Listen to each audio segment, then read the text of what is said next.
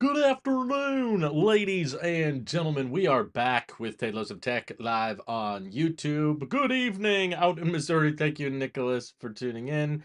Good night, says Clark from Tehran. Wow, we got people tuning in from all over. Aura Mac tuning in from Texas. Thank you all for watching the stream, joining the stream.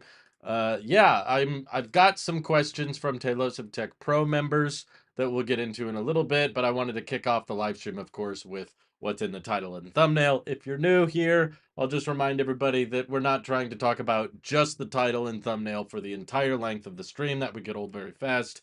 No, the beauty of live streams is that the audience can kind of dictate the direction the stream goes. So I kind of pick a topic to get kickstarted, and then you guys can kind of direct where you want it to go, rather than me try to guess what you're interested in, make videos, edit them, post them, read your comments, and then see what you think. This is just a much more real-time way to cover the news. But this one is kind of interesting to me because, in my view, as far as development of stuff that's going on at Apple, the whole spatial computing sector is probably the most interesting. And I'm not even trying to say that that's the most interesting thing in the world, but in my opinion, more interesting than what's going on with iterative upgrades with iPhones or Apple Intelligence and all that. Happy Thanksgiving from Canada. Is it earlier Thanksgiving in Canada? Interesting. I did not know that. Need to go to Canada someday. But we kind of have something to expect in the hardware department from Apple when it comes to spatial computing devices, or at least wearables that kind of go over your eyes, that kind of segment. Thanks to Mark Gurman from Bloomberg, who's been somewhat reputable in the past. He has pretty decent sources. And the first one here is about next year. Let's just go in order because that's the simplest. But Apple's working on a different pair of Apple Vision headset that is not supposed to be Pro. This one is slightly more affordable, but we won't say affordable. Uh, we should, what's the terminology? It's cheaper, but it's not cheap, of course. We're not trying to say a $2,000 headset is cheap, but that's the number that he says they're now targeting. That's the official number they're floating around with. Is $2,000 for an Apple Vision Air, Apple Vision SE, Apple Vision Plus instead of Pro. I don't know, something that's not Pro. And then after that, he mentions that in 2026, they want to have Apple Vision Pro second generation. So if it goes according to Mark Gurman's report, it sounds like the low cost version will be next year in 2025, probably end of next year, not early 2025. So we've still probably got a year before they're ready to unveil it. Of course, this is new, uncharted territory for Apple, so a lot of things could change. A lot of things could be thrown off. Hey, Concept Central. Good to see you in the chat. Thanks for tuning in. And Randy, recent iPhone 16 owner, congratulations on Ultramarine. Yeah, it's lower priced, but it's not low priced. We'll put it that way. $2,000 is still pretty difficult to stomach, but I believe Gurman's report is also saying that the non-pro variant of Apple Vision will not be rocking an eyesight display. Surprising no one. That's pretty much the unanimous consensus from the community is that the eyesight display is not that helpful. It doesn't achieve the intention behind having an eyesight display, which was to make people feel like you could look into the eyes of someone wearing the headset. It's just creepy. It looks weird. It looks tacky. So it makes a lot of sense, in my opinion, that they're probably going to do away with that. Maybe they'll try to improve it on Apple Vision Pro 2, but I kind of doubt it. My prediction is that they will just scrap it entirely. Maybe they'll have some kind of display on the outside that just does the ultramarine, blue purple waves. But I think the whole showing the eyes on the outside just adds too much cost, complexity, and weight to the headset, which are all working against it. So, um, but then that's not the end of the report. Gurman's also talking about what to expect with the 2027 released, which is not a new, cheaper headset, not a new Pro headset, but instead a pair of smart glasses that may not necessarily have a bunch of augmented reality features like Meta's Orion glasses, where you actually just have transparent displays and then you run fully fledged Vision OS on that. No, he's saying more of like a Meta Ray-Ban technology. So there's cameras and there's speakers and there's microphones, probably Apple Intelligence or visual intelligence features, but it's basically just a fashionable, lightweight pair of glasses that don't really look that different from a regular pair of sunglasses or prescription glasses. They just so happen to take photos and automatically syncs with your phone. So all the pictures it takes show up on your photo library automatically. And also, it could have Siri built in so you could talk to it and listen to phone calls, take phone calls on it, because it's just kind of like having a Bluetooth earpiece that also happens to be glasses. So he's saying Apple's admired or has taken inspiration from Meta's Ray-Bans and probably just wants to make them much, much better and probably much more expensive because they're made by Apple. So cheaper, uh, augmented reality headset, but still expected to be a headset, not glasses. I don't know how you want to exactly draw the line between glasses and headset. For me, I'm going to say headset whenever it's something that isn't transparent displays. So Apple Vision Pro is a headset because there's a strap often on the top and bottom, but not only that, you're looking into displays that are stitching together reality through cameras. Whereas I would start to say, okay, maybe we can call it glasses and less of a headset when it's a transparent display that's not stitching together reality through cameras and displays, but instead it's just a transparent display that's letting you see the real world, letting light pass through it without cameras. Um, Cheaper is probably more priority than lighter. Yeah, but they tend to go hand in hand. I mean, Apple makes AirPods out of plastic instead of aluminum for a reason. It's not just that it's lighter weight. I think there's a decent chance that the cheaper version of the Apple Vision headset will be made out of kind of an AirPod style plastic, similar to AirPods, and maybe not have a display on the outside to save on cost and batteries and that kind of stuff. Apple Glass comparable to Ray-Ban would be my dream Apple AR VR product. Well, that's the thing though, Nicholas, is that the Ray-Ban thing doesn't really do anything augmented reality. There's no displays on those glasses. So I don't even know if you can really call it an AR VR product. It's more of just a handy wearable. It's like AirPod, like the terminology they used in the article was like AirPods with cameras. I obviously don't think they're talking about doing like literally just this AirPod with a camera because then it's only going to get your left point of view or your right point of view. That seems silly, but no, it's more just like it can do some light audio playback, like it could do audio calls without you having to pick up something or without you having to answer through a watch or headphones, and then it can also take photos. So I don't know if they would brand it as AirPods.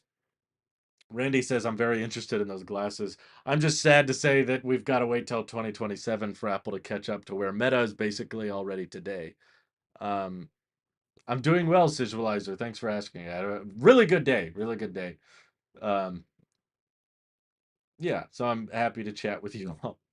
The proper UX for AR headsets lies in their comfort and battery life. Yeah, that's I think going to be the challenge with them for decades to come is that you want them to be lightweight so that they're more comfortable, but of course the lighter weight they are, the worse the battery life is, and there's really no way around that. Battery technology, there's always some prototypey hype chemistry around the corner that never actually makes it into mass production.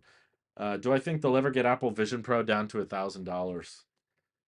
Uh, Never say never, but if you're asking me my personal guess, I would say no, because over time, at least statistically from what I've seen, Apple, when they find a product that changes the world or changes the game, or at least maybe let's not use such grand vocabulary like change the world. Maybe we'll dumb it down a little bit and let's say when Apple develops a very successful product, it usually doesn't get much cheaper over time. It gets more capable and it gets better, and the use cases for it grow, but rarely does the price shrink by that much. Um, Pick anything, any example, really. I mean, the iPhone, for example, was $500 on a 2-year contract when it first came out, way back in 2007. If you wanted to buy the original iPhone unlocked, for one, I don't think they had it for a while, but once they did finally start allowing it unlocked, I think it was around $700, maybe 750. And sure, they probably tried to lower it a bit with the 3G and the 3GS, but you look at today, years and years later, almost, basically 2 decades after the first iPhone, and the average purchase price of a new iPhone is still about what, $1,000? I mean, I know there's some cheaper ones in the flagship, like the regular 16 and 16 Plus, but the most popular ones are still the Pro Maxes, which are north of $1,200. So if you look at the average of the best-selling iPhones and where their price points are, most people are still spending probably around $1,000 on a new iPhone. But that's before trade-in deals and discounts and all that, yada yada, which there was in the past anyway. But my point is, usually, same thing with AirPods. Like the first generation AirPods, I loved them, but a lot of people didn't until the AirPods Pro came out. Now, Apple has told us publicly that the AirPods Pro are the most popular variant of AirPods. They outsell AirPods Max, they outsell the cheap AirPods, the slightly more expensive AirPods. The Pros are the most popular, and those are not the cheapest. Those are the $250 ones, not the $130 ones. So I think there's a decent chance that, like many Apple products in the past, it's not cutting the price by two-thirds or three-quarters that makes it go mainstream. It's usually by the use cases for it and the functionality of it that make it go big. And once the functionality comes in, that's when people start opening up their mind to dropping as much money as it is. I just don't think the use cases are there for the spatial stuff yet. But hypothetically, the sky's the limit for what they can do as they improve battery life, as they improve efficiency. I guess that's why it excites me the most, is because it's not.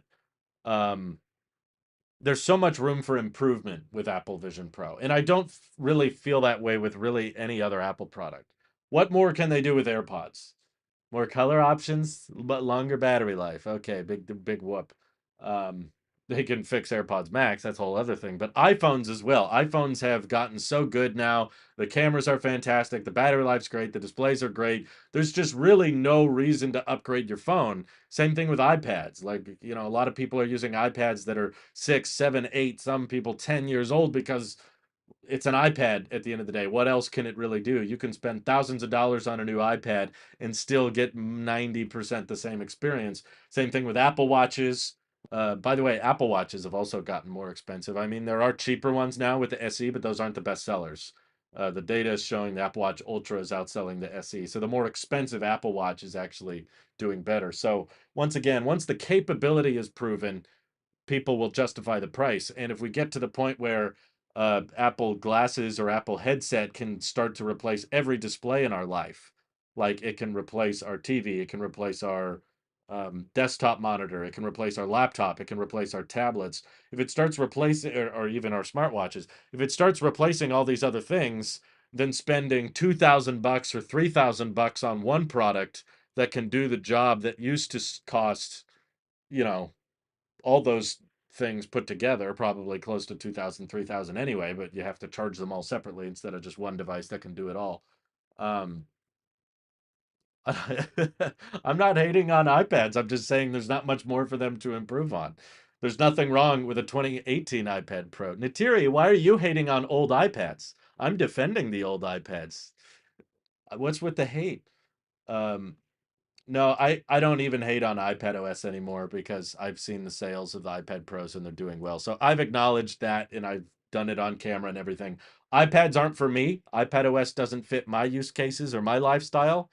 But if you're fine with iPad OS the way it is, then there's genuinely very little reason to upgrade your iPad because a 2018 iPad Pro works just fine, or a 2020 iPad Pro, or just keep buying a used one from a few years ago because there's nothing wrong with it. Um, I wish they would make a version of Beats Flex neckband with ANC. I prefer that form factor, but outside of India, there's very little market for neckbands. I agree. Neckbands are kind of underrated. They are kind of practical and useful, and they can extend battery life by quite a bit. But Top Maverick says, "How is your camera this good?" It's the iPhone 16 Pro camera. That's what I'm using right now. Um, yeah, I think a lot of people, once they decide they're spending more than $100 on wireless earbuds, they're probably going to want ANC. I'm sure that's why they added it to the lower model. Yeah, I was impressed with how well it worked. Um, the usefulness of the capture button might correlate with the size of people's hands, I wonder, as to the ergonomic benefit. I don't think it's that at all. I just think using the display is 1,000 times easier than using the camera control, which is a lot more picky and takes a lot more getting used to and fine tuning than just Use the screen. The screen does everything the camera control thing does. Except the camera control involves more shake when you're actually taking the photos. Um, is there a reason to get 13-inch over 11-inch iPad?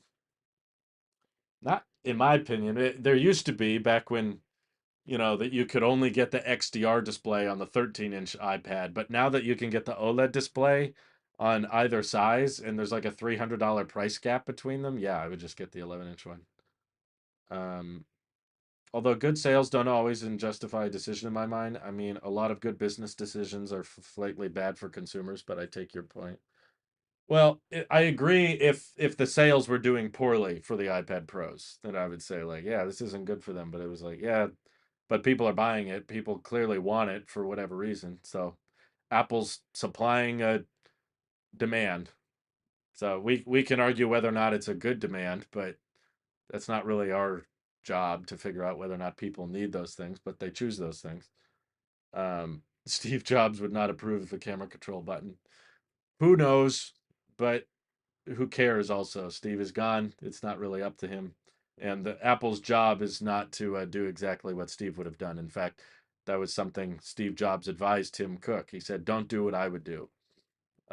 So maybe he followed that advice a little too closely because they did a lot of things Steve wouldn't have done.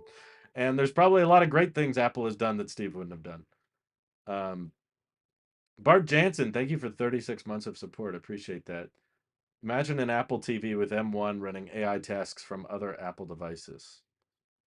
Okay, I'm trying to figure out what Apple Intelligence features I would need on my TV, but anywho, my point is there's not a lot of room for improvement with other Apple product categories. So when people tune into the stream and say, Drew, why do you want to talk about Apple Vision? Why do you want to talk about spatial computing? Because Apple Vision Pro is not that good. It's not that impressive.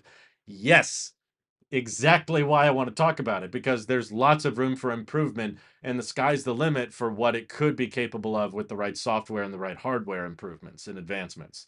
There's a lot of things that it can eventually do that it's not doing now, which is what gets me excited for future generations of that product.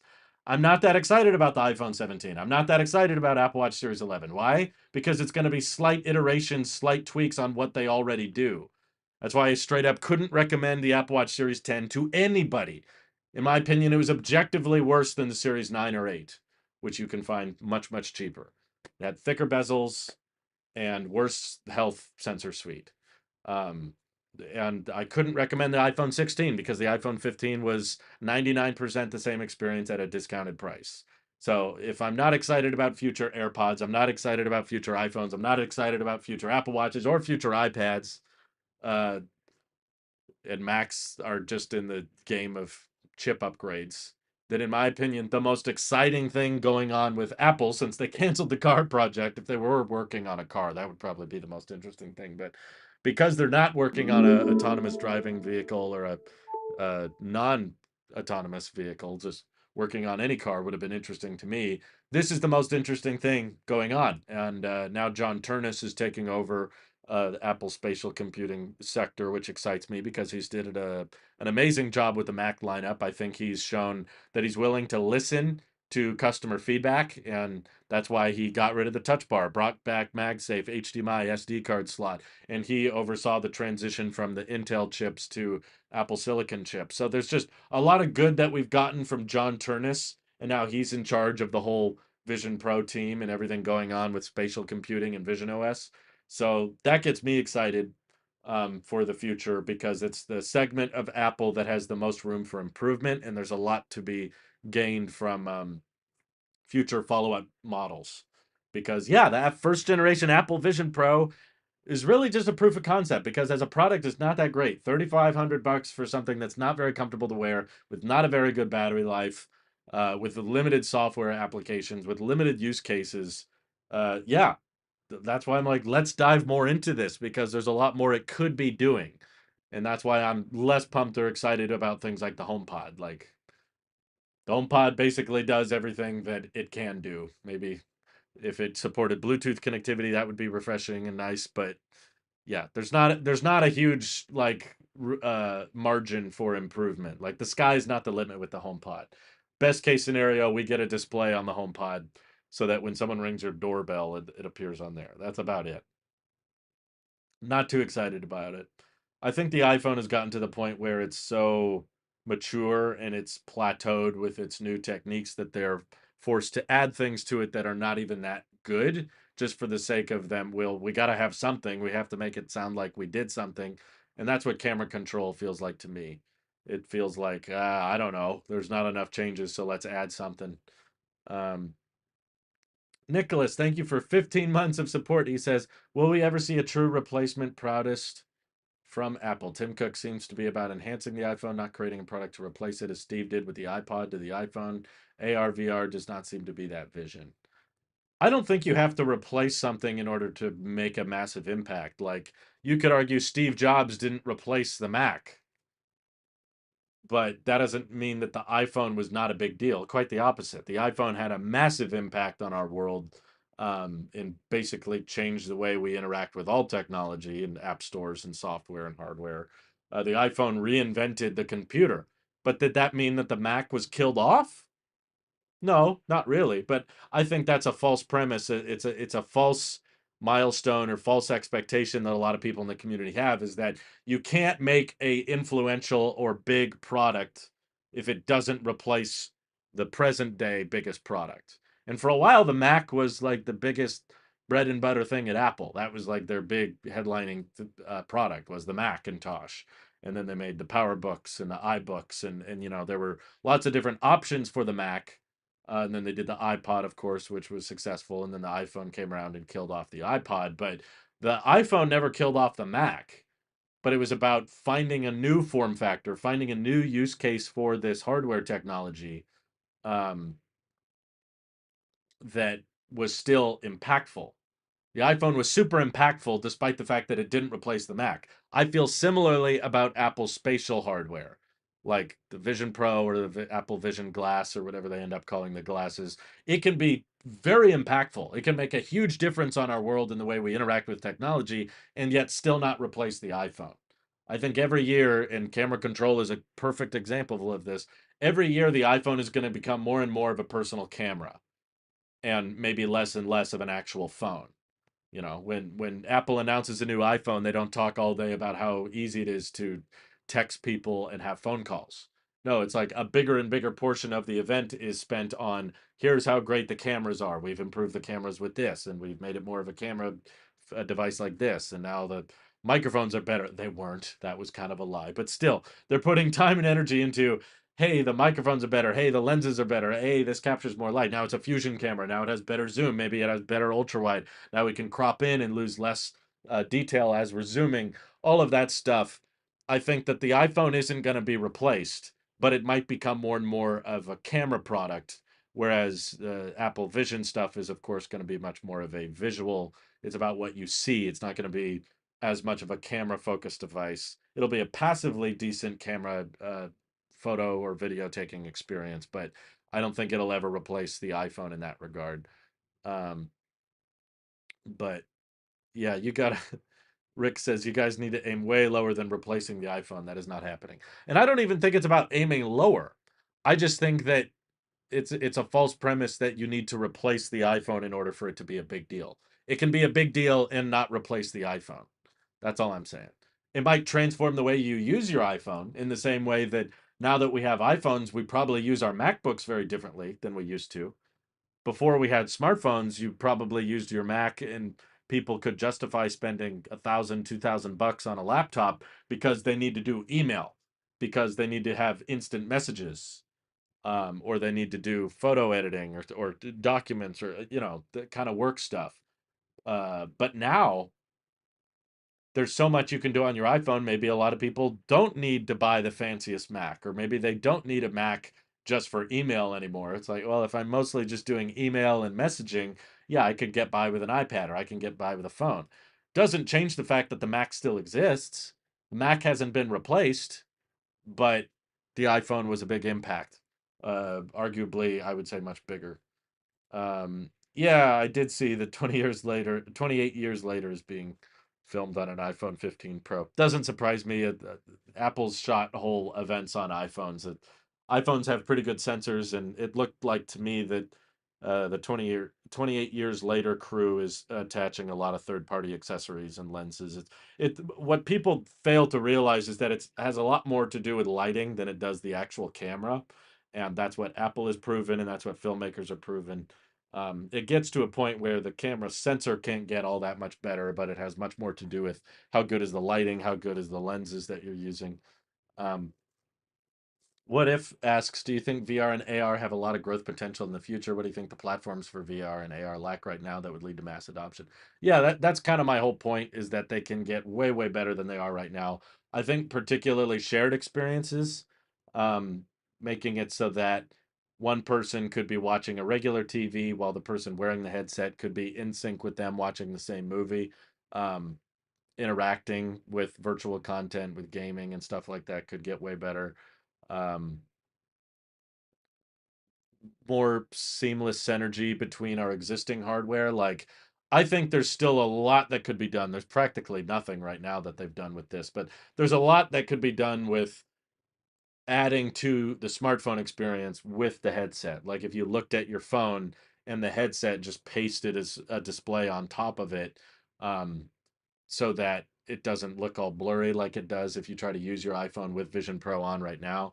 Instead, it could mask out your thumbs or whatever and just make it feel like the display on your phone is way better. Or when you're adjusting the volume, it can put a volume indicator off to the side. Notifications could come out from behind the phone, or if the phone is sitting on a table, the notification can pop out of the phone as you're looking at it. You can see the battery percentage without having to use the display. There's all kinds of ways I think you could transform the iPhone software experience when you're using a headset simultaneously. Um, or example like this, where I'm holding up my camera, I want to use the rear-facing camera, but then of course I don't have the display. If I had the headset on with the goggles, I could get a viewfinder right above the phone or right next to the phone, so I see what the camera is seeing. That way I can hit record and capture the display. iPhone mirroring for Vision OS, I guess, is what I'm pitching. Same thing with smart watches. Apple could come out with a activity ring for people who don't want to wear a watch or people who want to wear a luxury collectible watch instead of an Apple Watch. But then when you look at that ring with your Apple Vision headset on, it tells you how many calories you burned, or your current status, or your heart rate, or those kinds of things. All these things that could be activated just from looking at it. Just a lot of spatial awareness with other tech that hasn't really been pursued. Um, so there's a lot that hasn't been messed around with. But do you think Apple will release a new studio display in the next few months? Ask Simuls this kind. I don't think I've read much about it. I mean, it's possible there's supposed to be kind of a Mac focused release or Mac focused event near the end of this month, but sadly I haven't heard much, so I'm kind of guessing no. I don't think they have anything up their sleeve. Um, Apart from the Apple Vision Pro and a bunch of other small devices, now that they've deleted their car, they should try something like a personal robot like the one Musk showed a few days ago. Eh, there has been some talk of them more so pursuing a tabletop robot, not a humanoid robot, but I don't think I don't think the humanoid robot thing is worth pursuing personally. I've talked to a lot of people about that, but the problem that the problem that I think Tesla is distracted by and not really understanding, and the event kind of proved my point actually, is that humanoid robots, developing the hardware for it is the very, very easy, trivial part of development. It's very easy, relatively. I mean, obviously, I'm not saying I could do it. Engineers have to work tirelessly for months and months and years in order to get to the point where they can make a robot that's capable of walking around and standing on two legs and using hands and looking around like a person. That's still in itself a big challenge, and Tesla's working on lowering the cost of doing all of that so that it could be really cheap and easy to mass produce, to make kind of Star Wars looking droids everywhere. Um, the hard part that I still feel like they're barely even scratching the surface on development with is the software. See, the whole reason you would want to develop a humanoid robot is because you want a generalized robot instead of something like Roomba, which is designed for one very specific task. It's a robot that can plug in and charge itself and then clean your floor, but that's really all it does. the whole appeal to a humanoid robot is it can do anything a human can do. Well, unfortunately, the only way for that really to be economical or obtainable for businesses, the real only reason a business or a brand would be it would be interested in buying a humanoid robot is if it was very easy to train. It was very simple to tell it and explain to it what its job is and how it needs to do it.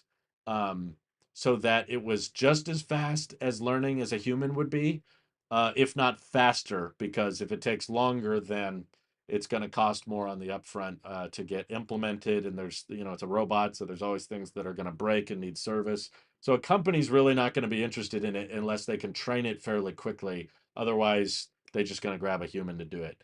Um, and that's something that I think Elon has underestimated, and he's gotten things wrong as far as timelines a lot.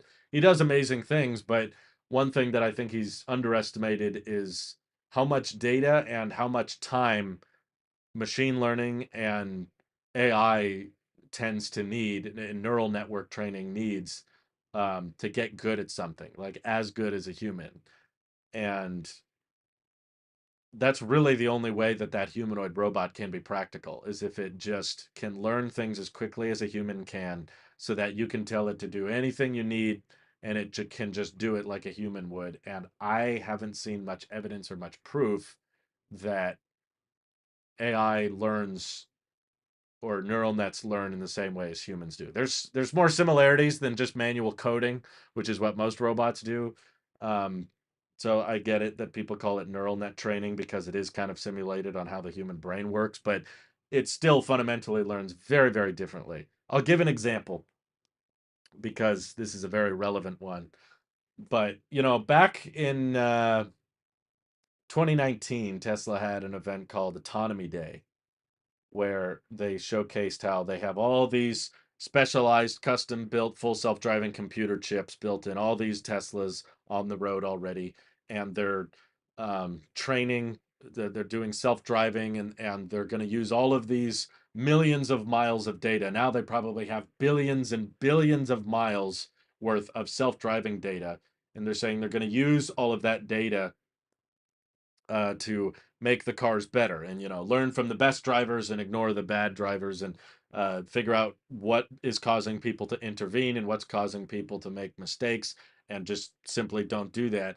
And think of how many billions of miles had to be driven to get where FSD is today, which is of course much better than it was in 2019, but it's still not ready for regulatory approval. Tesla has not submitted those vehicles for the government to manually, ride around in and see if they can launch it without a driver, without supervision. And yet, my younger sister just, it's kind of a big day for her, big milestone. That's why I said earlier in the stream that this was a big day for me. She just passed her first behind the wheel driving test.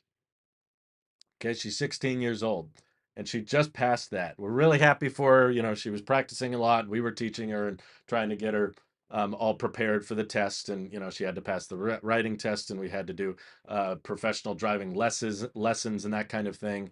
And, she just started this whole process of behind the wheel practicing um, when she was 15 and a half. So like 6 months ago. So of course, my sister, who now has a legal license, at least in according to our government, she is legally allowed to drive by herself without supervision. And that took probably, if I'm being honest, less than 1,000 miles of practice. There was repetition and there were mistakes made along the way. Of course, we had to correct her and say, oh, you got to speed up, or you got to turn a little more, you got to turn at this angle. So she had to practice. She had to have neural net training with her brain. But over the span of 6 months, got from never has driven a vehicle before to legally allowed to drive to the state and to the federal government. And yet, Tesla, it's taken them years and years and years and billions of miles driven. And having been in a vehicle where Tesla uh, is driving itself, and having been in the vehicle where my younger sister's driving, she does better. I'm sorry. She does better now. Obviously, it was different at the beginning, but she's a better driver than the Tesla is. Um, and it took Google Waymo, years and years in training and years of supervision and millions of miles driven before they were allowed to actually drive around without any supervision, without any riders, without any drivers ready to take over. So again, that's just a relevant example because it's a personal one in my life, but I have multiple family members and friends that work in the AI field, and I can tell you confidently, none of them think it's as big a deal as journalists do or fans of AI. I know people who don't work in AI that are convinced it's going to take over the world and change everything. And then everybody I know who works with large language models or AI training bots and everybody who works in the software industry and software engineers is like, yeah, this is all a bunch of overhyped baloney. I won't say which companies they work for, but I guarantee you've heard of them. Um, if I did say the name, you go, oh yeah, I know who that is. And they're confident whenever they talk to me about it that yeah, AI is very good at appearing intelligence. There's a big emphasis on the artificial part of it. It's very good at figuring out how to appear like it knows what it's doing when in reality, again, it's just a lot of training data that's like this outcome appears to result in the best reaction from people, so I'm going to say that, but it's not genuinely learning or genuinely thinking in the same way a human is, and that's a very very key crucial detail you have to get right in order for humanoid robots to start making sense. And at this point I am not convinced whatsoever. I haven't seen anything very impressive, and again, the We Robot event Tesla had proved my point, which is that developing a humanoid robot that can walk upstairs and grab things and walk around on two legs, that's been done. That's not new by any means. Tesla's just the latest company to do it. And they're doing it in their own way by saying, we're developing it in a way that it's cheap to manufacture and all the parts are lightweight and cost effective. That's really the only difference, is that Tesla's working on how do we mass produce the humanoid robot? How do we make it scalable? Which is, I suppose, an important part of the equation. And Tesla does have manufacturing expertise. So I get why they think theirs are special, but that's not the mountain. The mountain of making an effective generalized humanoid robot is the software, getting it to learn and train just as fast, if not faster, than a human. And the We Robot event, to me, proved that it's still nowhere near close to that, because they had to have humans intervene. They had to have humans talk for them and control the hands for them. So the robots were not moving around purely on their own. The robot that's filling drinks at the bar is being controlled by a human remotely, probably with a bunch of sensors rigged up on his hands. They've done that with demos in the past where they're like, look, the Tesla bot can fold laundry, but then right off camera you can see a person actually making all the motions. And I'm like, yeah, but that's the hardest part. Developing just a robot with hands and legs, that's not the hard part. That's the relatively trivial part. It's like, okay, I believe you can build a robot that can walk around and grab things, but the hard part is, can it learn? Can I teach it something and have it pick it up like that? That's what companies need. That's what is going to be disruptive. And that's what Tesla thinks their AI is going to be capable of doing, but they haven't really proven it's capable of doing that yet. Um, AI doesn't drink, drug, and have hormone overloads, but apart from that, yeah, it's inferior. No, I understand there's advantages to automation. I'm not denying that. I'm saying in order to be practical and profitable with a humanoid robot, it's the learning that it has to get done properly. I mean, yeah, you could have human employees that drink or do drugs or don't show up to work on time, um, but you fire those employees most of the time. A company doesn't like it when people do that, so there's penalties and they get rid of you. You'll be punished. But if you take 1,000 hours to train, but a human that you just pick up that needs a job only needs 20 hours of training, the company's going to take the human, even if the human can be unreliable sometimes. AI, in my full opinion, will never change the world, but with time, just as the internet progressed, AI will one day confidently enhance all human everyday lives. I think here to stay. Like that actually ties into some of the questions we got from the Tailosive Tech Pro members, and let me jump into those before I forget. But Alpha DeWolf was the first question. He said, "When will this AI fad ever die off?" Because he's sick of it, just like me.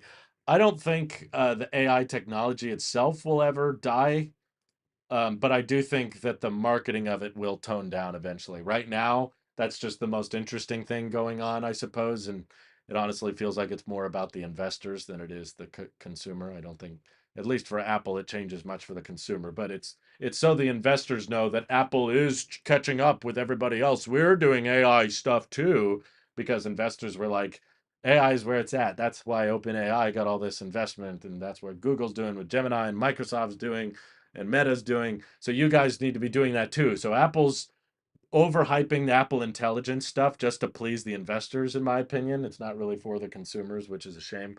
Um, it's like I would rather them be more focused on cool features and cool hardware, but yep, we're not going to get that. But I don't think the technology will die.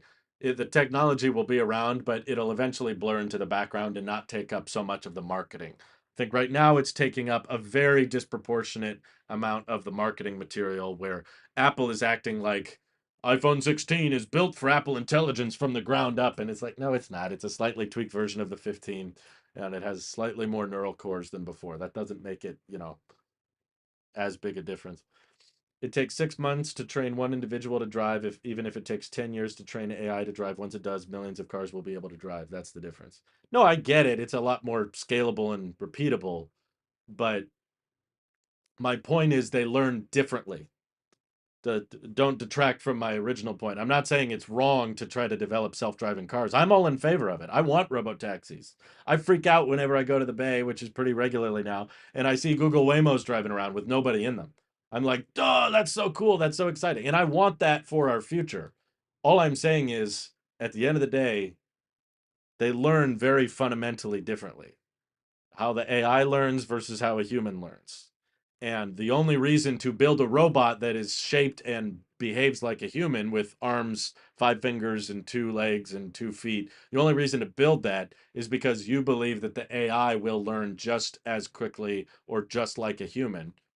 And I don't think we're there yet. I think with the humanoid robot application, it's edge case upon edge case upon it's like a billion edge cases of, well, you need to behave this way, but not if this happens. If this happens, then I need you to be like this, or if this happens, I need you to be like this.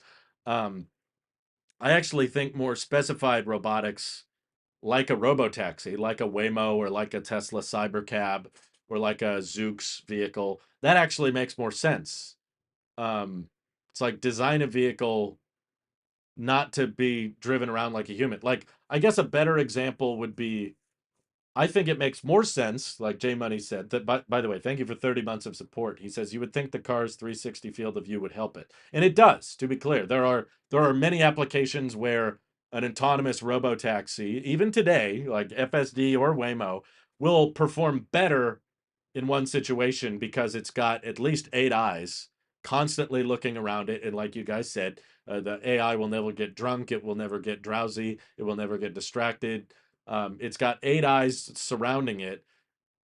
That's good. That's how you should design it. It's more specific for that task. Even though when a human is driving a vehicle, we don't have 8 eyes constantly looking around the car. We have a neck that's very versatile, so we can look around and make sure our surroundings are okay. But to me, developing a generalized humanoid robot is kind of like saying, well, let's turn any vehicle into a robotaxi by just putting a humanoid robot in the car with 2 eyes that has to flip around. Like, what if we had 2 cameras inside the car that had to flip around and move like a human head?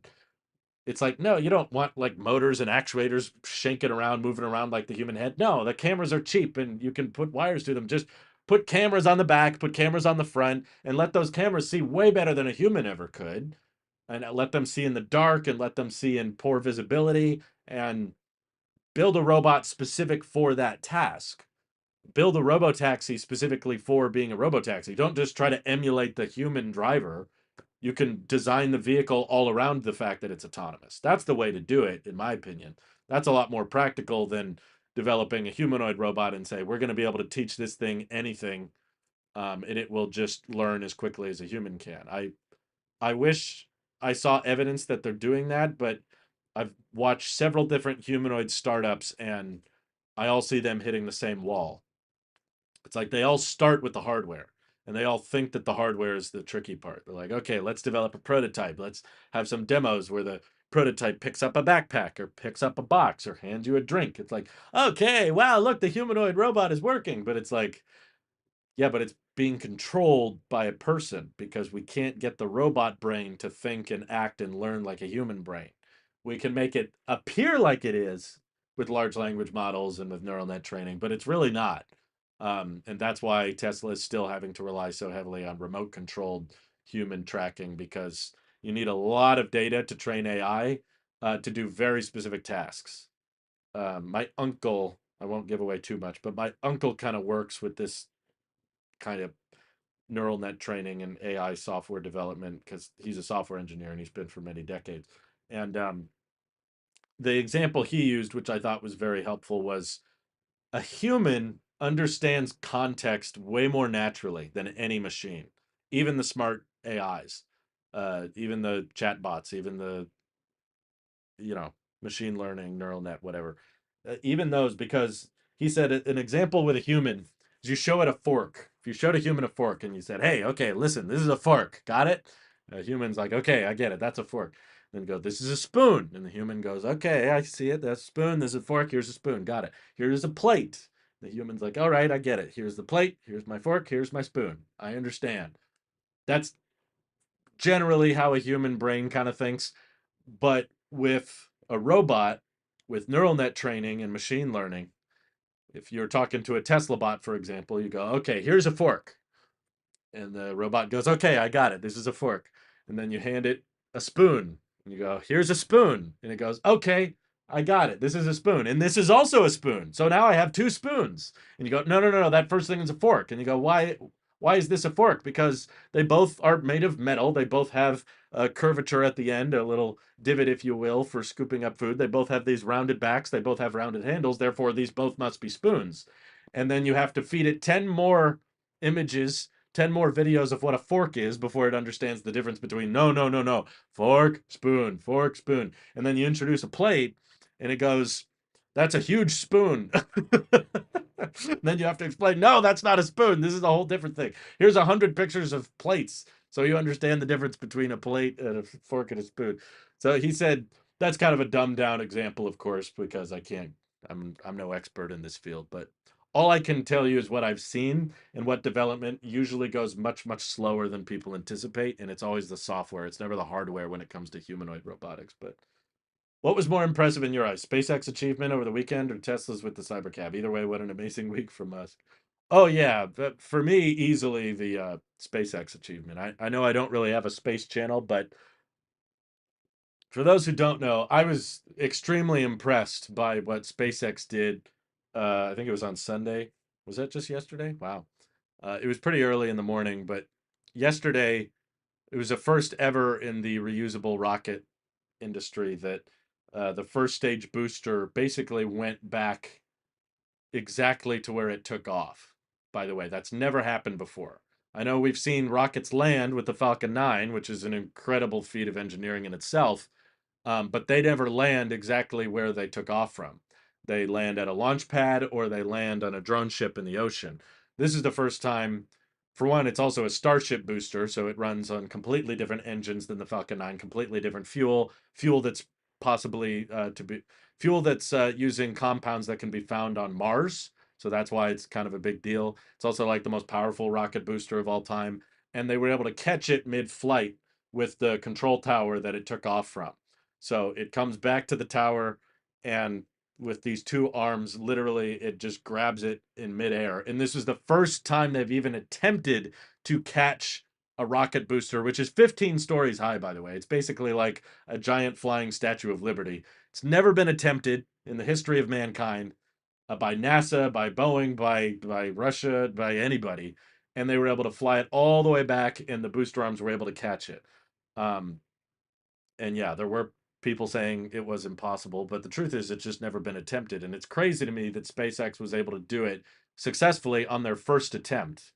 Because many people would have considered it a successful mission, even if it didn't catch it, just because the intent behind these test flights is to figure out what the weak points are, what is failing, what doesn't work yet, how do we make it better. That's just kind of how SpaceX has gotten as far as they have. That's why they're such a market leader, is because they know how to push the limits and test things and break things. It's honestly what I think Elon should be spending most of his time doing.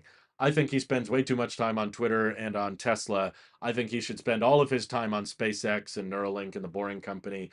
Those don't get enough attention, in my opinion. But yeah, SpaceX achievement was fantastic. The Cybercab event, uh, nothing about it was particularly groundbreaking to me. A lot of it was smoke and mirrors. A lot of it was pre-mapped routes. It's fairly efficient. It's a cool looking vehicle. As a fan of super efficient EVs, I was excited to see it, but it's not more efficient than an Aptera. And it's fairly similar in design to existing vehicles. It was, a lot of people were pointing out, it looked just like the Volkswagen XL1. So making an aerodynamic small vehicle that's a two-seater is not unheard of. That's not like never been done before. And I feel similarly about humanoid robots that are remote controlled by humans. That's also been done. I would have been a bit more impressed if they let people like high five the robot, but they weren't even doing that. People were like, "Can I high five the Tesla bot?" And they were like, "No, no, no, no, no, air high five. You couldn't even fist bump the Tesla bot." I was like, okay, if this thing is supposed to like replace the labor force, it's got to be somewhat rugged. It's got to be somewhat durable. And you're telling me I can't just high five a little robot? No, that might break it. That might push it over.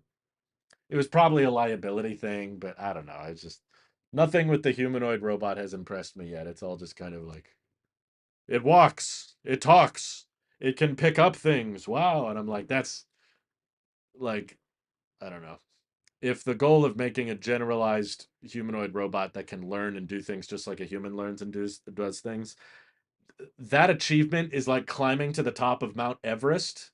And what they've shown us with the Tesla bot so far, which is walking, picking up packages, handing out drinks, that's like climbing a jungle gym.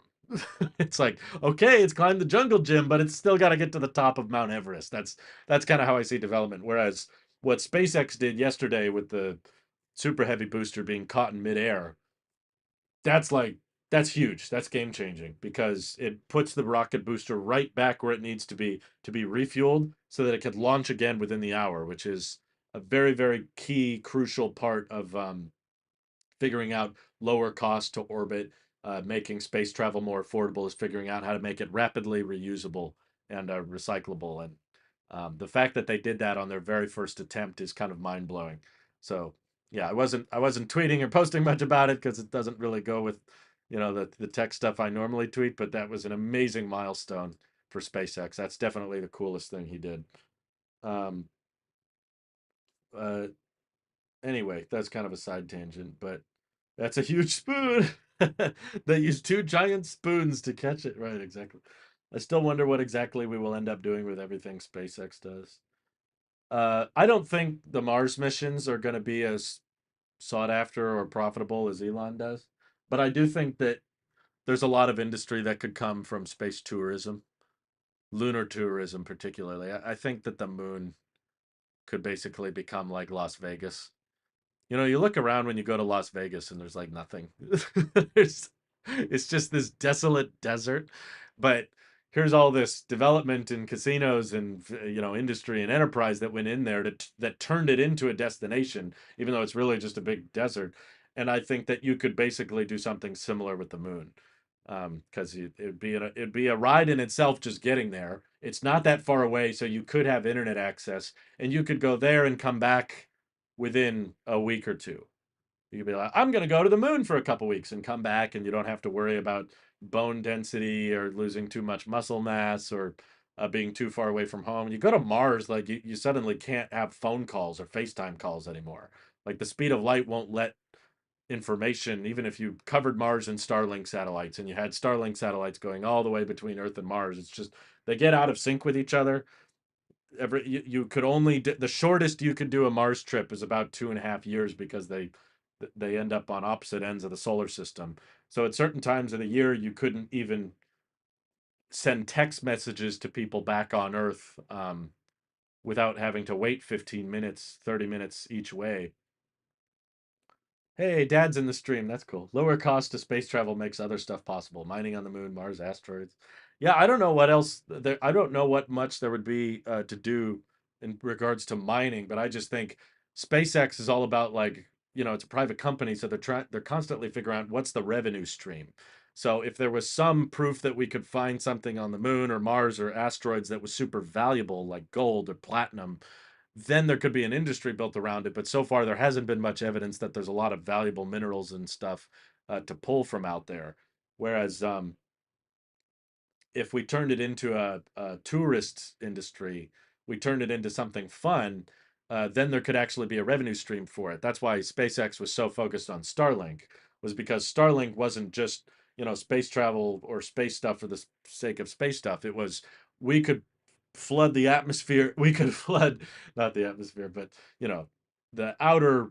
We could flood low Earth orbit with satellites that allow anywhere on Earth to have access to fast, reliable internet access so that during emergencies, or you can be on cruise ships in the middle of the ocean, or you could be miles away from the nearest cell tower and still get adequate internet service. It basically revolutionized um, the satellite internet industry because no one else could get internet that fast because no one could deploy satellites at that scale. So now they've reached the point that it's profitable. I don't know if you guys were aware of that, but Starlink in itself is now a profitable business because they have like tens of millions of people all paying like $100 a month to have access to the Starlink network. And now SpaceX is actually making money on that. So in order for a private sector to succeed, they need to have some kind of revenue stream.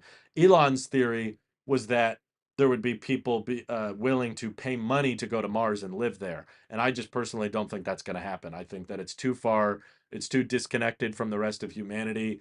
You're not going to be able to have video calls. You're not going to be able to have phone calls. Texting is going to be slow and unreliable. It's very cold up there. Um, and I don't, and knowing that the shortest possible uh, Mars trip is going to be 2 years, that's a big commitment.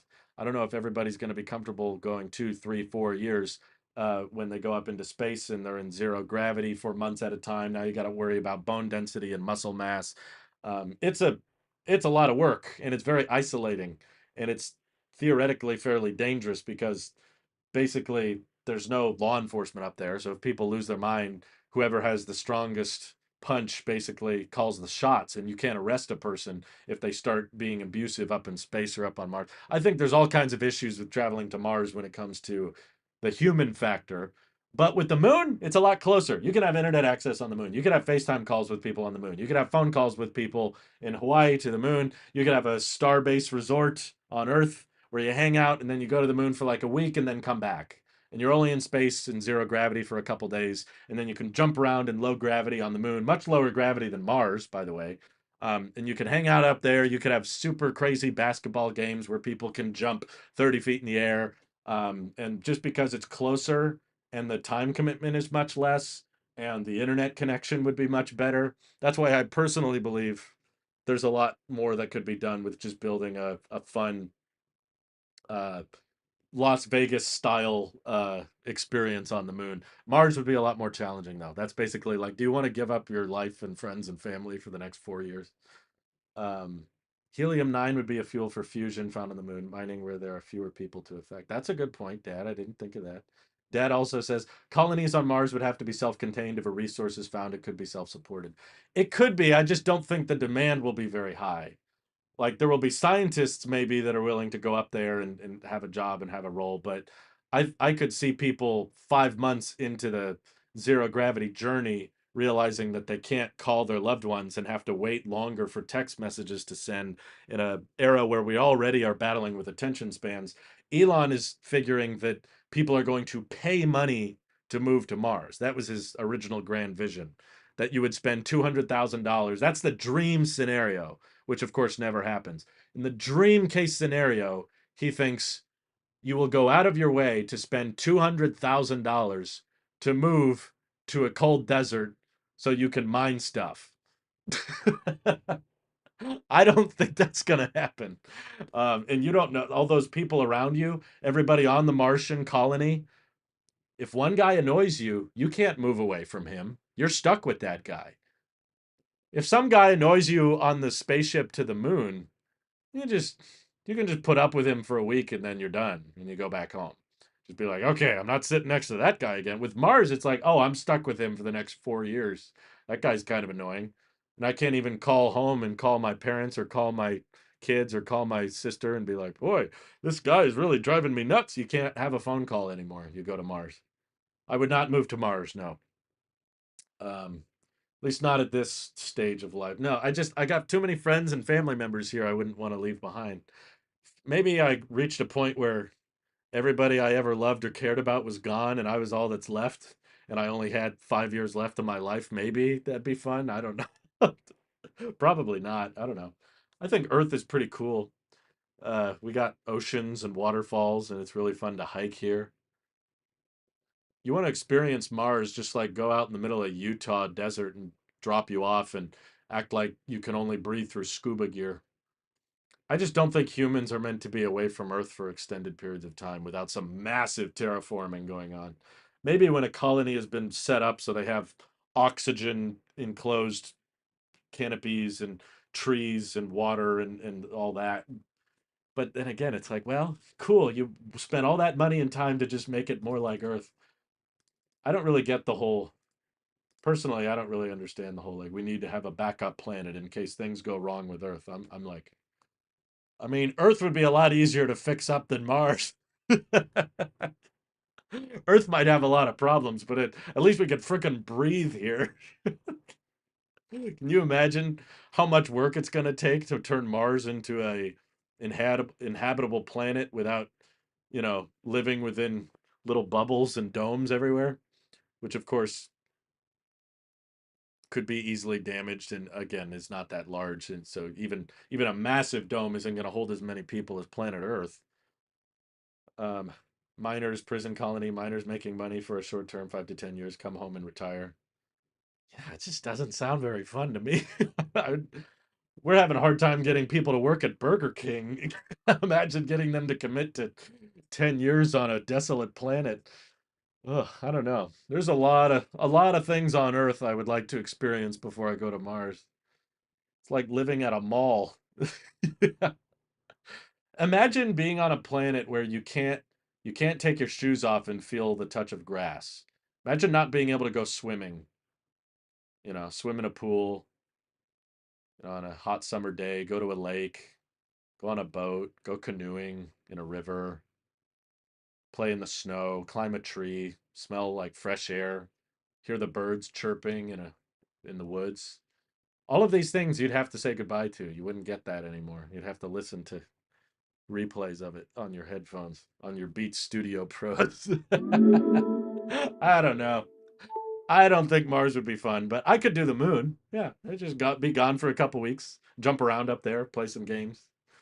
Sure, that sounds fun. Elizabeth says terraforming Mars is not possible. Oh, dream bigger, Elizabeth. It's possible. We're terraforming California as is. We're already changing the world with all of our waters and dams, and like we can terraform anything. Thank you, Raptor Buddy, for joining Tailosive Tech Plus. Anyway, Moon River says this space discussion is bumming me out. I don't mean to bum you out. I think it'd be fun. Just bring Apple Vision. Oh yeah, you wear Apple Vision Pro and you can pretend you're on Earth. You'd be 2 iPhone generations behind. Yeah, you're not getting the latest iPhone. Not be fun. Though I'd like to look down at the Earth from above. Would miss all those places and people I love. So although I might like it for one afternoon, I don't want to live on the moon. No, not live there, but I think it'd be a fun place to visit. I don't want to live in Las Vegas either, but it's a fun place to visit. The moon would just be such a great way for, I think, everybody to experience zero gravity. You get to experience a little bit of space travel. You get a rocket launch.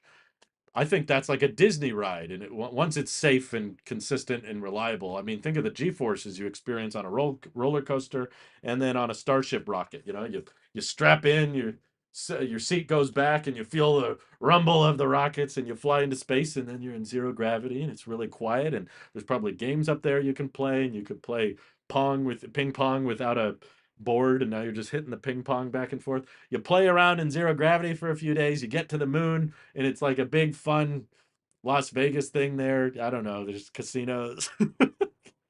That's basically what the moon is. It's just Las Vegas without air. But think of the sports. Think of how far, like, think of golfing. Like how far could you hit a golf ball on the moon? That in itself sounds fun. Or you could have bumper cars or do off-roading. They could build four-wheelers and all-wheel drive little off-road dune buggy machines that are encapsulated, and you drive around on the moon and see what the off-roading is like.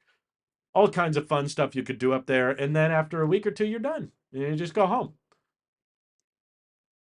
I think that'd be fun. I think a lot of people would be willing to pay big money for that, and then over time they could work on lowering the prices. But oh yeah, play the Harry Potter broom game. Yeah, Quidditch. Yeah, they could throw stuff around, see how far you can throw stuff. I think it'd be a great time. Just a little vacation. I don't think we need to leave the planet forever, but I just think the Earth has got to be really screwed up to get to a point where Mars would make more sense. Because Mars has got a lot of problems, especially with the solar radiation. Doesn't have as powerful a magnetic field to stop from the gamma ray. Mars could be a great high security colony. Suppose. Have I watched For All Mankind? The way you talk about this stuff makes you think you should if you haven't. I've seen clips of it and parts of it, but no, I don't have Apple TV Plus at the moment. Anyway, um, what's going on outside? I think it's windy. I gambled all of our money on the moon on Starbucks. Get it? Okay, I'll stop. Anyway, there's other questions from Tailosive Tech Pro members. Let me read these here. Marngel's got a funny story and a question. He says, I work at a place that takes in iPhone trade-ins and ships them to Apple. And one night, a customer drops off an iPhone that's already packed to have it shipped, excuse me. 30 minutes later, he comes back after realizing he was still using his 15 Pro Max. So I had to get his box, and as it turns out, he accidentally traded in his brand new 16 Pro Max. Even when he had the phone side by side, we still couldn't figure out which phone was which until I looked for the camera control. I guess that shows two things. For one, that guy was not paying attention at all, and two, the new iPhone Pros look more identical to the last generation than ever before. Okay, here's the question. How long do I think the iPhone will have camera control button before Apple removes it like they did with 3D Touch? I give it 3 generations and they'll remove it with iPhone 19 or 20. Yeah, I think that's pretty plausible depending on the use cases of it. I know some people in the tech community have defended it and said they like it, but a lot haven't. I'm like, if the tech community is divided, then the average consumer is probably not divided. I wouldn't be shocked at all if the vast majority of people don't use camera control. But yeah, I agree with you. Probably around 3 years, maybe a little more. It took a while for 3D Touch to go away, but a lot of people liked 3D Touch. The tech community was fairly positive on 3D Touch early on, and it took a while before Apple was like, you know what, people just aren't using this thing. But now that the tech community is already hard on camera control, um, yeah, I feel like it might be less than that. So it's about 3 years sounds right.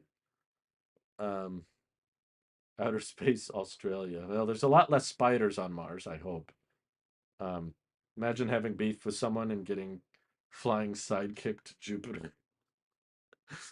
Oh, it's fun. I don't think it's going to happen in the very near term future, though. It's going to take a long time. But the key to building a fun experience or fun travel destination on the moon is drastically lowering the cost of delivering payload to orbit. And part of that is, of course, rapidly reusable rocketry. So that's why what SpaceX did with the Starship booster was so influential. It was like, yep, that's a key thing, and they got it on the first try, which is impressive. Um, Burkhardt says all of the non-techie people my age like camera control and want 16s for it. Wow, we live in very different places. That's fascinating because nobody I know wants it. Even the people who have the iPhone 16 don't really care about it. Maybe wanting it and using it is two different things, but I don't know. We'll see. Moon River says, I tried camera control. It seems pointless. Yeah, I just don't understand why you wouldn't just do it on the display. Also, colonizing the moon will shut up flat earthers, so that's a plus. No, don't expect to get rationale and logic from flat earthers. I do think you'll probably get some billionaires that pay to fly flat earthers. They'll probably they'll probably point at the earth and say, "No, see, it's round and flat." Um, we don't there's nothing that will shut up a flat earther. Don't I think my dad, yeah, like the Italian stallion says, those people never shut up. My dad had a friend, I forget who, but my dad was telling me this story that he had a friend that was working on a documentary to explain why the earth was round and why flat earthers were so wrong. And he was like, why are you trying to reason with these people? I would not try to waste my time explaining all of that with all the different ways we can check to make sure that the earth is round. It's like, you don't believe that? Why would I try? What's the point? They clearly just want to be a nonconformist. Doesn't matter what you tell them, they're not going to believe. And that's a lesson I've learned over the years, especially with dealing with a lot of electric vehicle misinformation out there, is that you can't necessarily rationalize with anybody because it assumes that people just will believe the facts when in reality people believe what they want to believe. This happens a lot in our divisive country, especially during a political season we're in right now. If you see a news story that supports your viewpoint, you're going to believe that one. And then when you see a news story that doesn't support your viewpoint, you won't believe that one. And you say, can we really trust that? So people believe what they want. That's That's what I've learned about. It's not just a tech community thing. That's just a human being thing. The confirmation bias, you know. I'm more likely to believe things that support my ideology and my viewpoint. And if something doesn't support that, then I'll write it off as probably inaccurate and poorly researched. Happens on both sides, political spectrum, all the time. A brain transplant might silence a flat earther. Well, I don't think you can have a brain transplant without a brain, but that's just my opinion. Have I seen the Cyberpunk Edge Runners? There's a similar situation to what you're describing for the moon in it. I've yet to see anyone showcase Las Vegas on the moon. That's all I'm pitching. People go there for a couple weeks at a time. You never are there for much longer than a month or two because then your muscle density starts falling apart and your uh, bones start getting more fragile, which is a real problem with space travel. If people are up there for months at a time, then you got to start including gym equipment and make sure everybody's working out a certain amount of time. I feel like that would get really annoying on Mars missions, making sure everybody's exercising the proper amount. We can't get people to go to the gym on this planet. Now we're going to try to get people to go to the space gym when they're halfway to Mars. I watched a terrible movie yesterday that none of you should watch, but it's called Idiocracy, and it's the most accurate portrayal of the future I think I've ever seen. Do not watch this movie; it's terrible. 2 more weeks, and you can start using Apple Intelligence features. I'm so excited. Um, it's also the cognitive dissonance that's a worry. People who preach one thing and then do another thing in practice. Yeah, that's another thing. It's true. But again, don't think you can reason with everybody. That's why I think a lot of political discourse online is mostly pointless.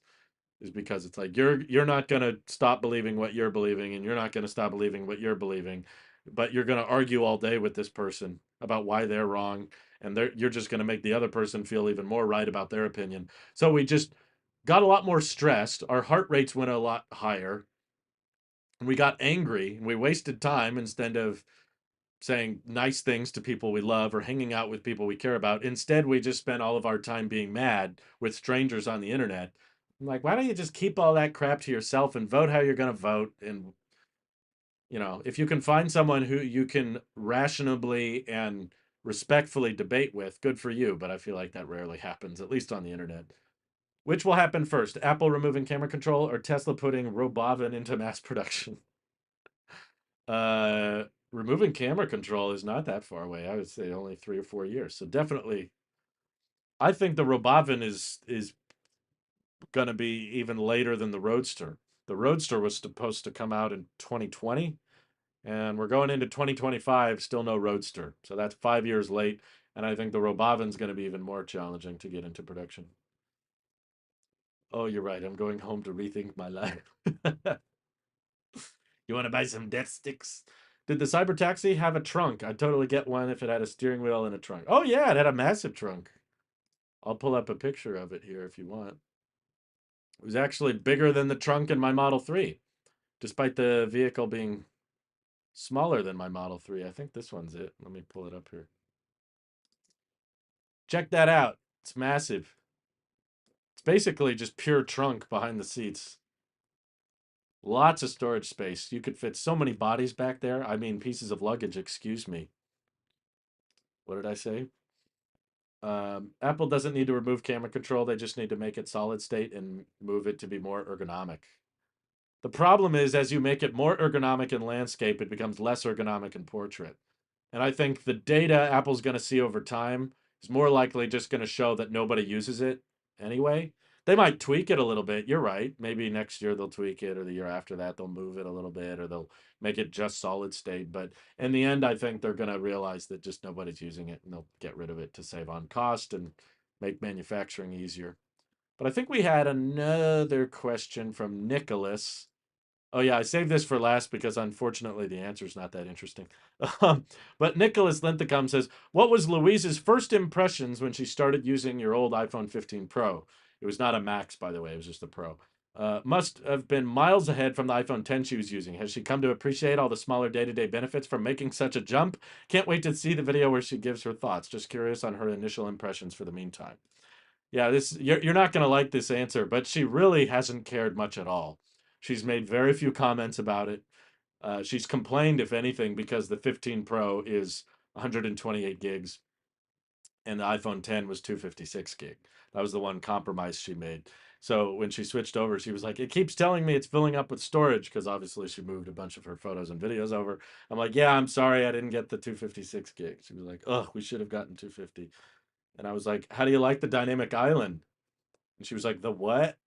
And I was like, "A little thing at the top that opens up." She was like, "Oh yeah, it's fine." I'm craving any kind of opinion from her with the iPhone 15 Pro. I'm like, "Give me something to work with, honey. I want you to say anything about this." And she's just like, "Yeah, it's fine. It's a phone. Whatever." She's she is so I envy her. I wish I could have her opinion on tech because using older tech would be so much easier for me if I didn't care about the little things. But um, like just today, she was taking a picture and she was like, "Why can't I get the exposure right? Why I'm trying to adjust it and it's not right." She's the average consumer. Yeah, she's a normal human being that doesn't make a big deal out of everything like we do. So she made no comments, absolutely zero comments about 120 hertz. Never said a word. Um, Yeah, that I'm telling you everything I've heard. I'm not leaving anything to the imagination. We're switching around phones because my younger sister needed a upgrade from her iPhone 6. So she's on the iPhone 10 now, and my wife is on the iPhone 15 Pro. So the switch, my wife's main focus was getting the iPhone 10 ready for her sister, and then the 15 Pro was the least of her worries. She was just like, "Yeah, just set it up, make sure everything transferred and it works." And I'm like, "Okay, here you go." And she's like, "Okay, got it." But no, she was like, no, she's made no comments on the better battery life. Pretty sure she has a charger at work, so that's not really something she thinks or worries about. Do I think the dynamic island is any better looking than the notch? No. If we're talking purely aesthetically, I think the notch is actually less intrusive because the dynamic island cuts deeper into the display. I like the dynamic island when it's doing things though. It's so much better than the notch when it actually like opens up for airdrop notifications or shows now playing widgets or um, timers at the top of the screen. You can hold them to expand them. When dynamic island is actually serving its point and serving its purpose and being dynamic, that's when I really like it. And I'm like, okay, this is better than the notch. But when it's doing nothing and just sitting there, that's when I'm like, yeah, it's just cutting in on my content for no reason. The way you talk about your pesky morals may not be true after all. I said, excuse me. Fair point if she has a charger with her. No, she hasn't commented hardly at all. I mean, she's already gotten to the points where she was like, I tried to plug in my phone and it didn't work. I need a USB-C cable. And I'm like, yes, you do, honey. Let me get you a Type-C cable. What about USB-C, or does she just MagSafe charge? She mostly MagSafe charge. She still has MagSafe Duo. That's how she charges her 15 Pro. But yeah, she's very honestly, I think she's complained about it more than anything. She's been like, the storage isn't as much as it used to be. I wish it had more storage. And I remember her saying at one point, I thought it would be faster. She was trying to load things like when we're driving around and we're on the go. She's trying to load a web page, or she's trying to load a website. Maybe this is a doc on Mint Mobile, but she was like, I thought when I got a new phone it would load things faster, but things are still taking too long. And I was like, sorry. Um, It may be because she ran out of data, which I kept telling her. But she was like, yeah, but I ran out of data before and it could still load things. I was like, yeah, but it's going to be slower. And she's like, this feels slower than my iPhone 10 sometimes, specifically when talking about cellular connectivity. So I wish I could say that she's so happy and thrilled to finally be on the 15 Pro, but no, yeah, she was kind of annoyed that she had to get new cables because she was used to charging with Lightning. And now she couldn't do that anymore. But I had lots of Type C cables, so I was like, here, just switch to this. And she's like, oh, fine. A17 Pro, not fast enough. I don't think it's a CPU problem. I think she was complaining about web pages not loading in places where she was out of data. Um, but she intentionally wants to be on the lowest data plan. I keep telling her, honey, we could easily just upgrade to a higher data plan. And she's like, no, I don't want to spend more money. I'm fine with the data plan I have, but you know, she just doesn't feel like upgrading it. I've tried, guys. I've tried to get her opinion. I've tried so hard, but she just doesn't have one. She just doesn't care. Um, uh-oh. Micah Galebo says, I just joined and my AirPods Max didn't connect, so the stream started blasting at full volume off my phone in my college dining hall. Yikes. So many people heard my voice now. Turn off the animations. She'll think it seems much faster. She doesn't want me changing settings, I think. Does she at least use the 80% limit? No. Which, by the way, I did for the year, and it didn't help the battery health at all. It's still degraded. So, thanks for the update. Hopefully, she comes around to the benefits or finds another phone that suits her better. I don't. I don't think there is a phone that suits her better. She just doesn't care. I just think she wants to have the phone she has and not have to worry about it, not have to think about it. And I think that's a big difference between the average consumer and the tech community. The tech community will upgrade out of boredom, whereas the average consumer upgrades out of necessity. The average consumer doesn't like changing their phone. They want to use the phone they already have for as long as possible. And the only reason they're going to upgrade it is because something's wrong with it or something stops working. They're not looking for new features. The only reason they bought a new phone is because they couldn't do something they were already doing. That's why people like my grandma are still getting by with an iPhone 7. I'm like, Grandma, you ready for an upgrade? You want to get something new? And she's like, it's fine. The 7 works. It does what I need it to. As soon as it stops doing what she needs it to, she'll consider buying a new one. But it's not because she wants an ultra wide lens. It's not because she wants to run the latest iOS. It's not because she wants Apple Intelligence. It's just because they want the phone that's already doing the thing to keep doing the thing. That's all it is. Average consumer cares slightly more than Drew's wife. She just doesn't care at all. Nah, I disagree. I think you guys probably think the average consumer cares more than they really do. Depends on the person. We're bunching together a very, very large demographic. The average consumer consists of billions of people. So of course you're going to find some average consumers that are slightly more interested in new features and other average consumers who couldn't care less. But I'm just telling you, for at least my social circle, no one gives a crap. Do you think if Apple gave the iPhone a punch hole, would it be any less distracting than the dynamic island? I feel like it is a punch hole, isn't it? What's the definition? You mean it's just a circle at the top instead of an oval? No, I wouldn't find that less distracting. It's still a hole in the display. There's still a cutout of some kind. No one bought the iPhone 16 for Apple Intelligence. I hope not, because they didn't get it. I'm fine with the 5 gig plan, but I hate it when it's slow to load because I use more than 5 gig. Yeah, she just said she's done that before and it felt like the iPhone 10 was faster. I think it's a perception thing. Maybe she was hoping it would feel way faster. Dad says you are right, aptly stated. Just depends on your social circle, I suppose, but I feel like I'm becoming an average consumer for phones slowly. I bought my phone on a plan. I don't care how fast it is, it just works. Yeah. I think that's a good dividing line. If you get bored with your phone and you just want to upgrade it because you're bored with it and you're like, I want something new. I just want to mix it up a little bit. That's more of a techie.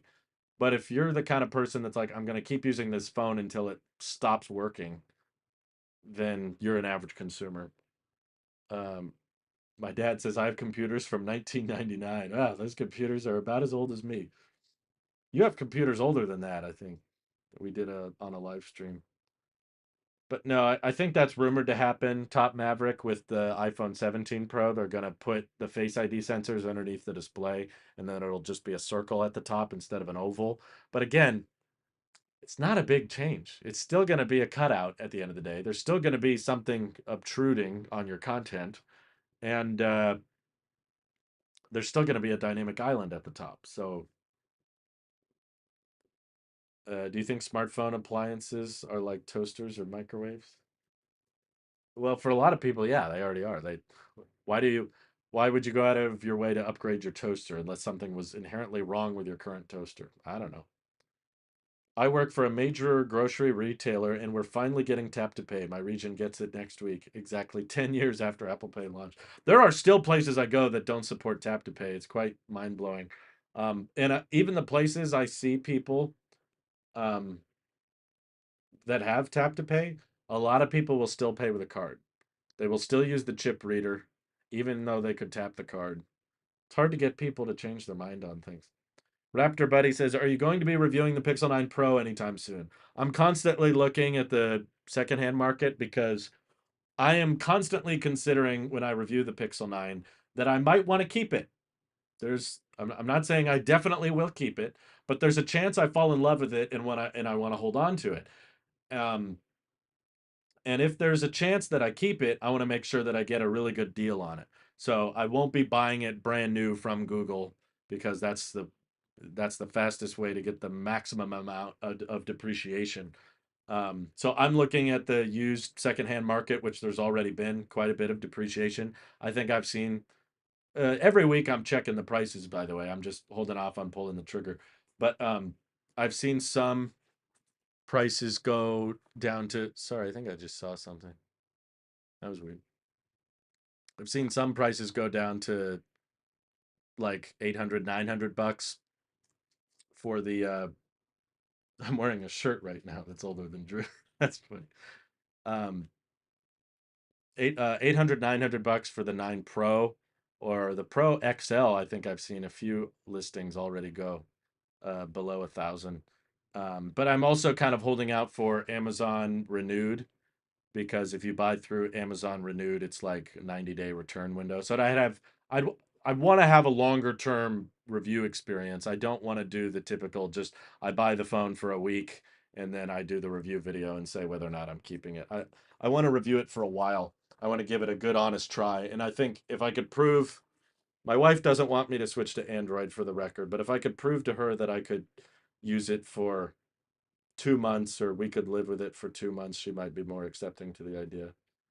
Um, what do you think about Apple doing foldable phones in the near future? I wouldn't buy one, but I think they should do it just to get people talking about it. I think they would make the best foldable. They would probably get the software better than anybody else. But yeah, I just think Apple has to do something other than just slight iterations on the iPhone in its current form. That's not that's not helping. It's just every year it's the same media coverage. It's not that different. It's not that different. It's not that different. Over and over and over again. I already think the iPhone 17 lineup sounds particularly boring. The best thing we got going for it is there's a slim model. That's it. There's one that's just a little thinner. And there's promotion on the base models, except the people who buy base models don't care about promotion. So I don't think that's a big upgrade personally. Um, so I think that while folding phones are niche, I don't think they're the future. I don't think folding phones are going to become the norm.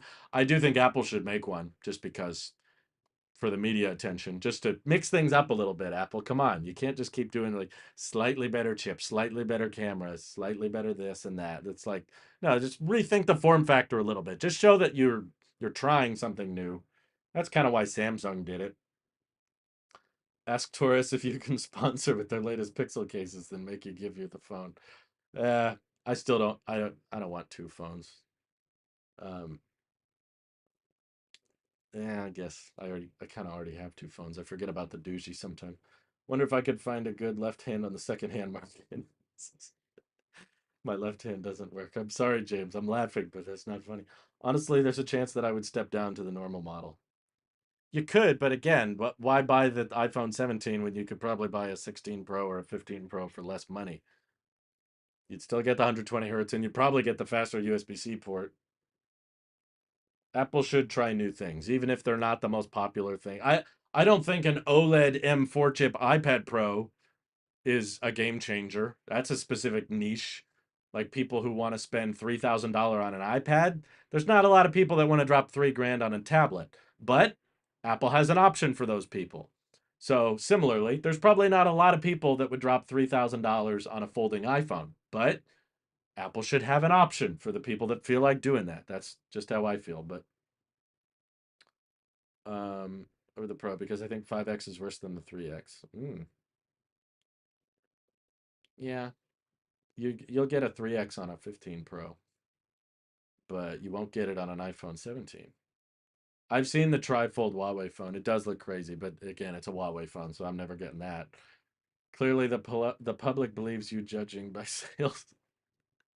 Well, uh, clearly Apple has a very good track record of making something really expensive that the tech community doesn't think is worth it, and then a bunch of average consumers go out and buy. So if you're going to sell a $3,000 iPad, you might as well sell a $3,000 folding iPhone. Why not? I agree. Tech is boring. That's why I'm spending more and more time over on Tailosive EV. But I've got some more videos in the works for the next week. But today's schedule was a little weird because I was doing some outside of work stuff. So that's why I just decided, you know what? We haven't streamed in a while. Let's do a live stream today. But back to your regularly scheduled videos tomorrow. There has been some talk of Apple moving away from yearly upgrades, which is not a good sign for tech YouTubers because that affects us more than anything. Do you think Apple will do anything new or interesting for its 20th anniversary model? No. I thought they were going to do something big for the 10th anniversary of the Apple Watch, and they didn't. In fact, they made it worse in several ways. So I would argue that the 20th anniversary, 10th anniversary thing is not a real deal. Um,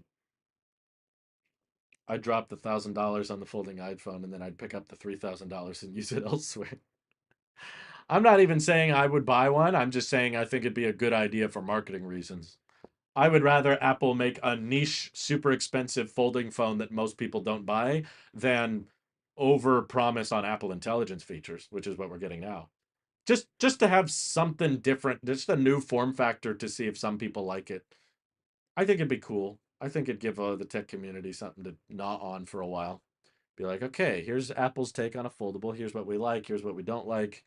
And maybe the software would be better. It'd be like iPad OS unfolded, iOS when folded up. Like that sounds like a really cool product. Um, Even in the slightest would be good. Say a slim but curved reminiscent of the 3GS.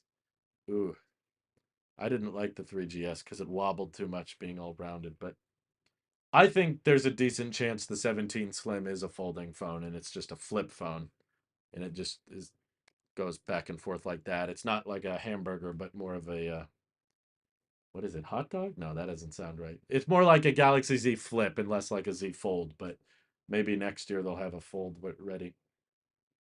The most exciting thing for the 20th anniversary might be a foldable, but that's it. Yeah, they really got nothing else much hyped. I think probably the most interesting iPhone of the next year is the SE4. Um, and that's coming out in the spring. So when the iPhone 17 comes out, I don't know what. I know I say this every year, but it is true. I mean, the 16 was kind of a big letdown. This year, Drew, you actually changed a lot. You can now say you have been paid by Apple and had a sponsorship on your channel. Your opinion on what's to come in the next year for this channel? Oof. I've got I've got very little on my plan. There's a lot of things for my future. Someone asked earlier in the stream, I doubt they're still here, but someone asked in the very beginning of the stream if this is my full-time job. The truth is no. I've taken up a position at a startup company in the Bay, and that's taking up just as much time, if not more of my time than Tailosive stuff is. Telo Trucks is the name of the company, and I'm running their social media, and I'm working on a bunch of projects behind the scenes, so I don't get to share everything that I'm working on as quickly as I do with Tailosive, but um, that I would argue could change a lot in the next year, depending on how things go at the company. It might take up more of my time as time goes by. So uh, I hate to say it, but yeah, I don't have a bunch of big plans for the Tailosive Tech channel. It's kind of my hobby now, and EVs are more of my passion. And I'll jump on here whenever I have things to say about Apple stuff or consumer tech stuff, whether that be Android phones, Apple phones, or Meta products, that kind of thing. Happy to talk about those when there's something to talk about, but I do genuinely feel like every year there's less and less things to talk about. Um, so I don't have some plan to grow this channel to 10 million subscribers or anything. I'm like, yeah, it'll be there. There'll always be some kind of new tech, and maybe this channel will become a lot more seasonal to where I post things when there's an Apple event going on, but maybe during the dry seasons I don't post much. Uh, and I hate to say that. I wish I could say this channel is going to be super active and I'm going to post even more content, but maybe posting less frequently will give me a chance to post higher quality stuff. Um, Maybe it'll give me a chance to dive into things with a little bit more precision. Um, but the consequence of that will be I just don't post as frequently. I don't know. We'll see. Is your time between Telo trucks and YouTube like 50-50? It changes on the based on the week, but yeah, pretty much. It's pretty evenly divided right now.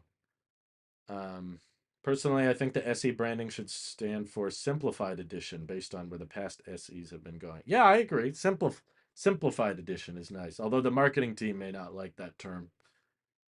Um, I need Apple to drop a flip phone so the Samsung isn't releasing the same phone every year. Maybe the flip phone angle will be like, we know people liked our mini iPhones, but our data shows that people like bigger screens. So a folding phone lets us have a mini form factor and still have a big screen. Maybe that'll be their marketing angle. The truth is, Apple didn't want to keep selling mini iPhones because they were cheaper. And a folding phone can be more expensive. So they found a way to cater to the mini phone demographic with a max price of like 1,300 bucks or whatever. Any idea when the curved Mac monitor releases on Vision Pro? What? I didn't hear about a curved Mac monitor. No. I don't. Isn't that part of Vision OS 2 or something? But I don't think it's curved. I think it's just ultra wide. Um, I would love to see Apple drop more money in developing apps, etc., for the Vision Pro. Yeah, I think they're doing their thing, but they know that the market right now is very small for it. So it's kind of a death loop of like, yeah, no one buys it because there's no content, and because there's no one buying it, then we don't make content for it. It's kind of a loop, but I think Apple was aware that was going to happen. I don't think they were expecting a $3,500 headset that's only available in the US to sell incredibly well. They knew that it would be kind of niche. Apple catered directly to me with the Series 10 watch with the titanium chassis and the removal of the red antenna accents. They knew it was you. They knew they'd get you. James says, I still think at times that I am holding my breath on air power, but then I remembered it's the cop D why I'm not breathing. Oh no. James with his jokes, I swear. You could do stand up of some kind. Maybe not literally stand up, but you know what I mean. Tailosive Space Travel Channel. I wish I had more time in the day. I make all kinds of videos, but sadly I'm barely able to make time for Tailosive Tech, Tailosive EV, and Telo Trucks. That's kind of the three big channels and brands that I'm juggling right now. And I don't have much extra time aside from that. But I appreciate your guys' support anyway. I know that maybe the content's not as exciting or the tech news isn't as exciting as it used to be, but that's okay. I think it's all right if it turns into a once or couple times a year where it gets really interesting. Um, USB-C Mac accessories this month, please, Apple, come on, it's got to be legal. The sooner all manufacturers stop doing annual updates will be good. Only release new updates when worthwhile. Yeah, I could see why companies might be tempted to do that, but all I'm telling you is tech YouTubers are going to have a very hard time dealing with that because they rely heavily on the news and the hype leading up to the event and then the reviews of the products. So if half the products come out over the course of a decade, tech YouTubers are probably going to make half as much. A lot of them can't afford to cut like that. Can I do stand-up comedy if I'm in a wheelchair? Yes, you can, James. Anything's possible. That widescreen virtual monitor can be curved and will be in Vision OS 2.2 in December. Thank you, Neil, for clarifying. I just watch for your skits. Personally, they don't even have to be tech related. Oh, thank you, Consumer Compute. Appreciate that. I'll be as active as I can. I still have this dream scenario where Google doubles down on video editing software and makes their own silicon much better and develops a Chromebook that starts to rival MacBooks with in-house designed silicon. You know, Google is moving towards TSMC for manufacturing. It's the same company that makes Apple silicon. So if there was an ecosystem that could rival Apple, I think it's Google. And they're making a lot of good calls. I used to be very critical of them because I thought they made poor decisions, but every year it feels like Google's making smarter and smarter decisions. So that might make this channel very interesting if you actually watch me pivot from Apple sheep to Google sheep. I already use a lot of Google services and Google products, so could happen. Could happen. But anyway, I got to get going here, but I appreciate you guys tuning in and appreciate your support. Thanks for standing by me even through the tough news cycles. It's a lot of fun catching up with you guys. I love the streams. Lets me figure out what's on your guys' minds in real time. Yeah, Nick's perspective on the Ray Bans was interesting. I do want to check those out at some point. We gotta look around. We gotta experiment with that. Anywho, um, thank you all for watching. Hope you have an excellent rest of your day. We'll talk again soon. Bye bye.